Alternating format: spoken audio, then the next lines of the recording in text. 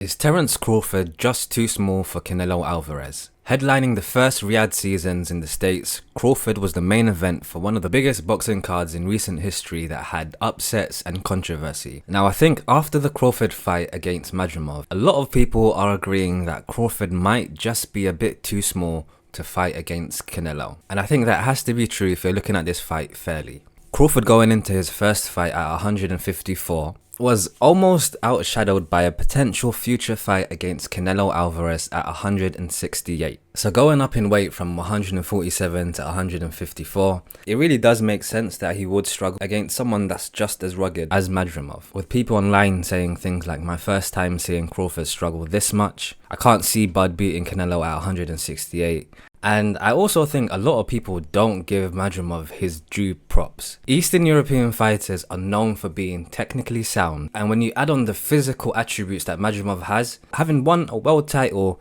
in only 10 professional bouts. But all in all, I think Terence really does need to think what's next for him, especially with him being 37 next month.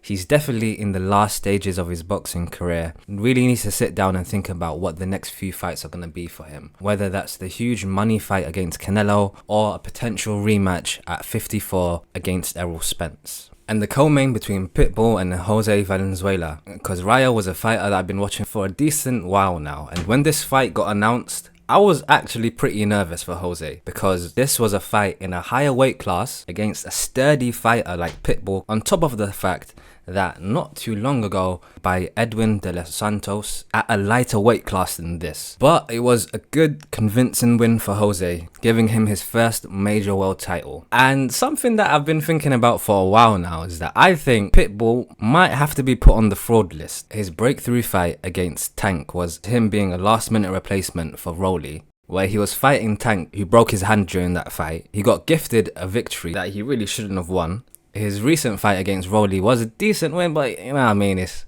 Rolly Romero. But he literally has only one style of fighting. He's incredibly one-dimensional, and besides running in forward, I don't think he has almost anything to his game. So I think he's given way more credit than he's actually due. But again, I'm genuinely happy that Ryo got his first world title, so I'm looking forward to seeing how his career pans out. And now for the heavyweight fight between Big Baby Miller and Andy Ruiz. I mean, it really should have been a win for Big Baby. And speaking frankly, I think Andy Ruiz might be another fraud. The knockout win that he had against AJ is probably all he has going for him. I think if it wasn't for that, he would be a no-name in the heavyweight division. And speaking of frauds and big babies, Jared Anderson finally met his match against Martin Bakole, and it felt like this day was something that we all knew was eventually going to come. Jared really does have so much ability, but it doesn't really mean much of anything if you can't get your head in the right place. And it felt like Jared has been thinking of retiring way before he's even achieved anything of note in the sport of boxing.